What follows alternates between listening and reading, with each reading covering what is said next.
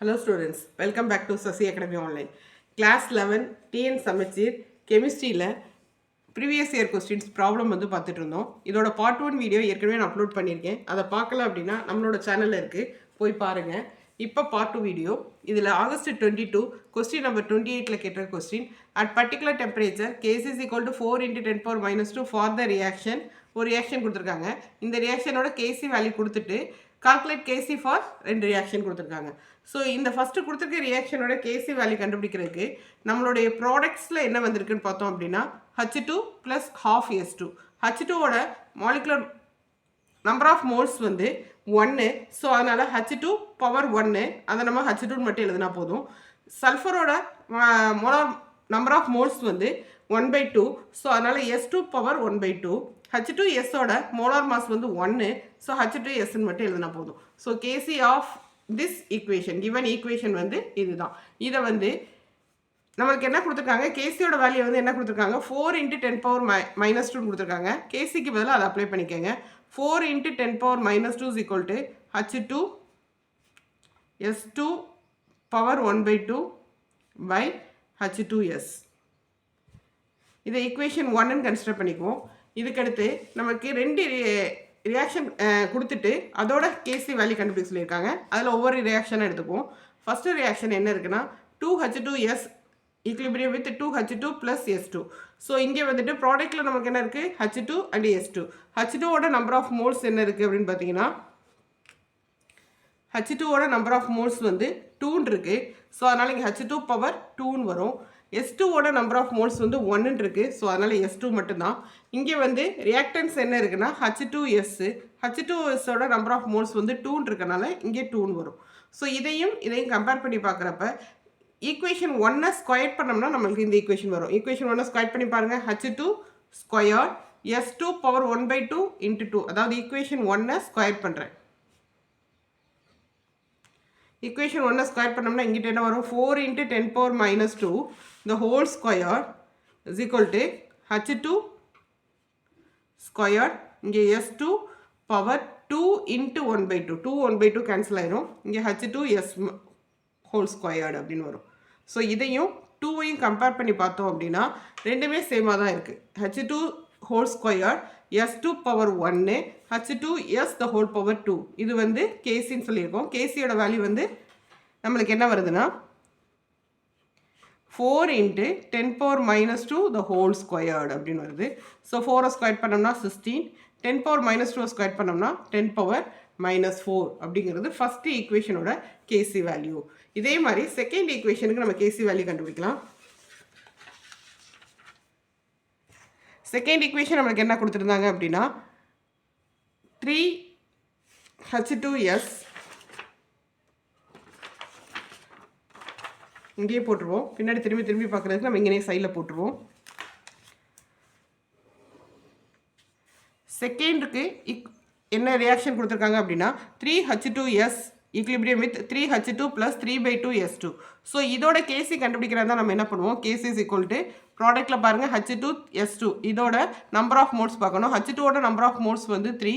So H2 power 3 அப்படின்னு வரும். S2ஓட number of moles வந்து 3/2. ஸோ அதனால் S2 பவர் 3/2ன்னு வரும். டிவைடட் பை H2Sஓட நம்பர் ஆஃப் மோல்ஸ் இங்கே கொடுத்துருக்க ஈக்குவேஷனில் 3. ஸோ அதனால் இங்கே 3 வரும். ஸோ இதையும் ஈக்குவேஷன் 1ஐயும் கம்பேர் பண்ணி பார்ப்போம். ஈக்குவேஷன் 1 வந்து என்னவாயிருக்கு அப்படின்னா க்யூப் ஆயிருக்கு. க்யூப் ஆச்சுன்னா இங்கே என்ன வரும், 4 × 10⁻² the whole cube is equal to H2 power 3. இங்கே S2 பவர் ஏற்கனவே வந்து 1/2 இருக்குது, அதோட ஒரு 3 மல்டிப்ளை ஆகிறப்ப 3/2 வந்துடும். பை H2S மட்டும் தான் அங்கே இருக்குது, இங்கே க்யூப் பண்ணுறப்ப ஹோல் க்யூப்னு வந்துடும். ஸோ இதுவும் 3யும் வந்து நம்மளுக்கு மோரலஸ் சேமாக இருக்கிறனால இங்கே வந்து கேசிக்கு பதிலாக நமக்கு என்ன கிடைக்கும்னா 4 × 10⁻² the whole power 3ன்னு வரும். 4 power 3யோட value 4 × 4 × 4, 4 4s are 16, 16 4s are 64 × 10⁻6 அப்படிங்கிறது செகண்டாக கொடுத்துருக்க ரியாக்டரோட கேசி வேல்யூ. ஸோ இந்த சம் புரிஞ்சிருக்கும்னு நினைக்கிறேன். கேசிக்கு நீங்கள் எப்படி கண்டுபிடிக்கணும்னு மட்டும் கண்டுபிடிச்சிங்க அப்படின்னா ரொம்ப ஈஸியாக இது கண்டுபிடிச்சிடலாம். இது ரொம்ப ஈஸி சம் தான், கொஞ்சம் பார்த்துக்கோங்க. தென் இன்னொரு கொஸ்டின் பார்க்கலாம்.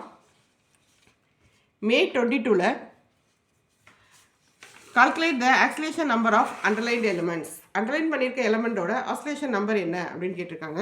ஸோ இதுக்கு ஃபஸ்ட்டு கொஸ்டின் பார்த்தீங்க அப்படின்னா CO2, அதில் சி தான் அண்டர்லைன்ட் ஆகிருக்கு. அதோட ஆக்சிலேஷன் நம்பர் எப்படி கண்டுபிடிக்கலாம் அப்படின்னு பார்க்கலாம். ஸோ இதுக்கு சிக்கு நம்மளுக்கு ஆக்சிலேஷன் நம்பர் என்னன்னு தெரியாது.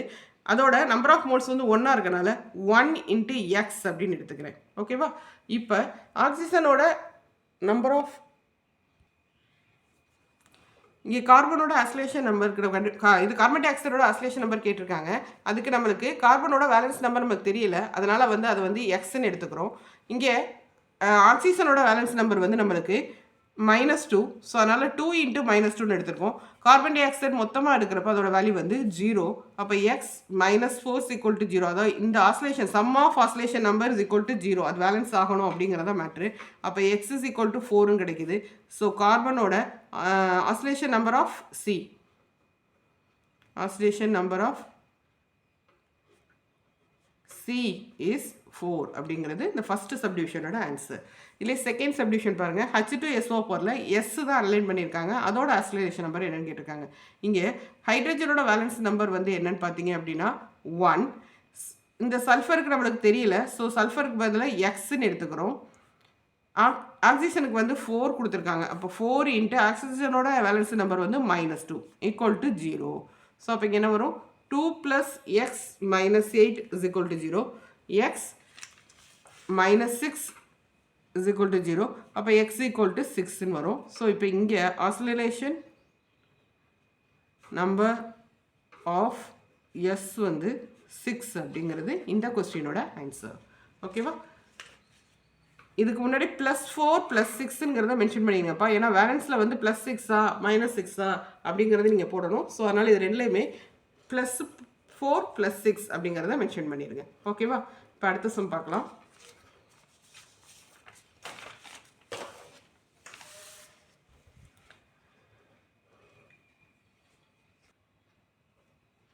ஓகே, ஜூலை 2019 38 கொஸ்டின் ஏயில் first subdivision. Calculate the uncertainty in the position of an element in the uncertainty of the velocity is 5.7 × 10⁵ m⁻⁻1 இதான் கொடுத்துருக்காங்க. இதை எப்படி கண்டுபிடிக்கலாம் அப்படின்னு பாருங்கள். வெலாசிட்டி ∆v கொடுத்துருக்காங்க. ∆v = 5.7 × 10⁵ ms⁻⁻1 இதான் கொடுத்துருக்காங்க. இதுக்கு ஹைசன்பர்க் அன்சர்டனிட்டி பிரின்சிபல் படி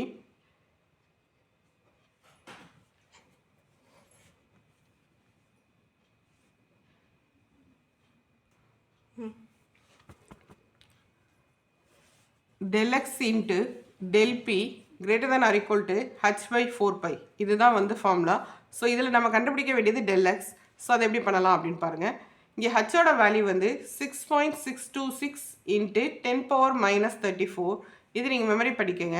4 × பையோட வேல்யூ நம்மளுக்கு நல்லாவே தெரியும், 3.14 kg/m² is second power -1.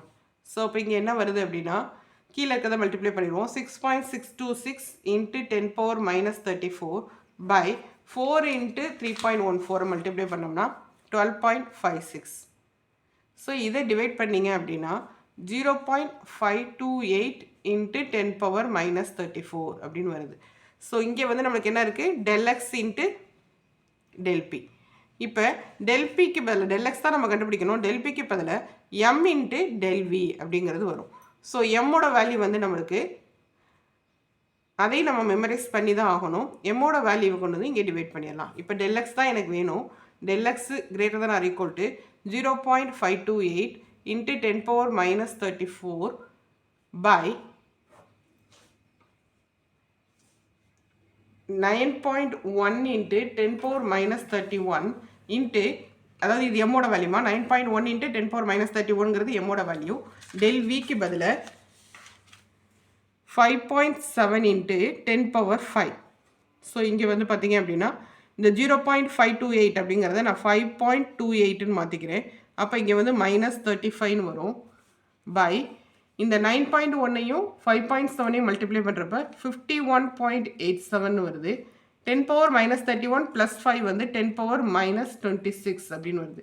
So இந்த 5.28 51.87 டிவைட் பண்ணுறப்ப 0.102 அப்படின்னு வருது இன்ட்டு 10 பவர் -35 டிவைட் பை -26 அப்போ மேலே போகிறப்ப ப்ளஸ் ஆயிரும். ஸோ -9 அப்படின்னு வரும். ஸோ இதை இன்னும் கொஞ்சம் கரெக்ட் பண்ணி எழுதுறதா இருந்தால் 1.02 இன்ட்டு 10 பவர் -10 ஏன்னா பாயிண்ட் வந்து நம்ம திரும்ப 1 டிஜிட் இங்கே மூவ் பண்ணுறோம். ஸோ -10 மீட்டர் அப்படின்னு வந்து முடிஞ்சிடும். ஓகேவா? ஸோ இது வந்து இந்த ஃபார்முலா தான் பேஸு. அது இல்லாமல் ஒரு 2 வேல்யூஸ் நீங்கள் மெமரைஸ் பண்ணிக்கணும். ஹச்சோட வேல்யூ, எம்மோட வேல்யூ, இது ரெண்டே மெமரைஸ் பண்ணிட்டீங்க அப்படின்னா இந்த சம் போட்டுடலாம். ஓகேவா? இப்போ அடுத்த சம் பார்க்கலாம்.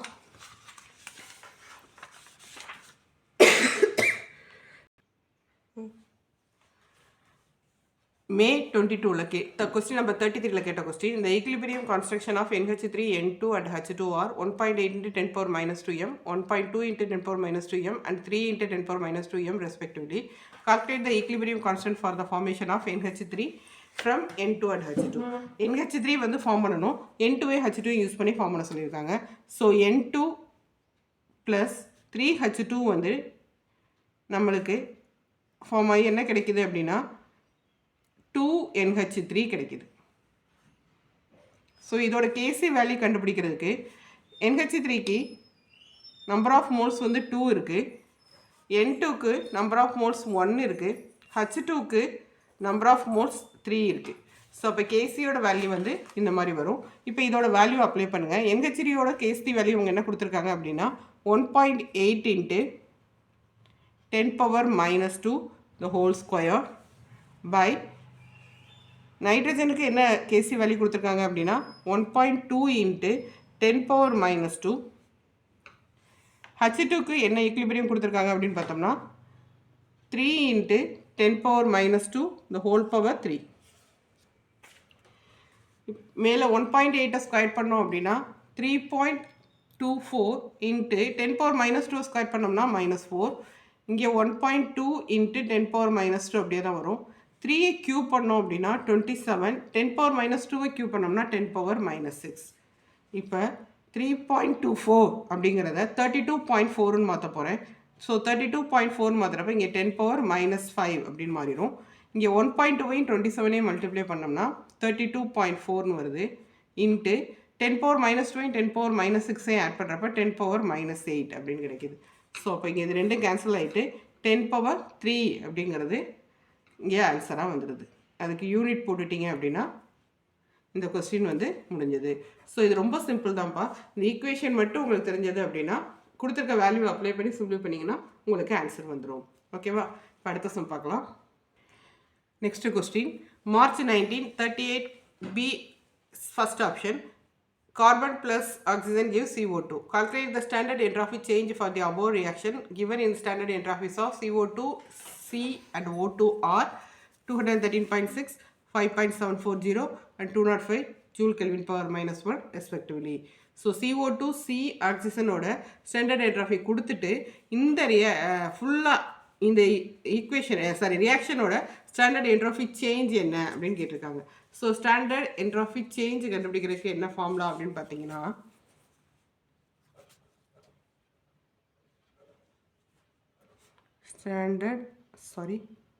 entropy of reaction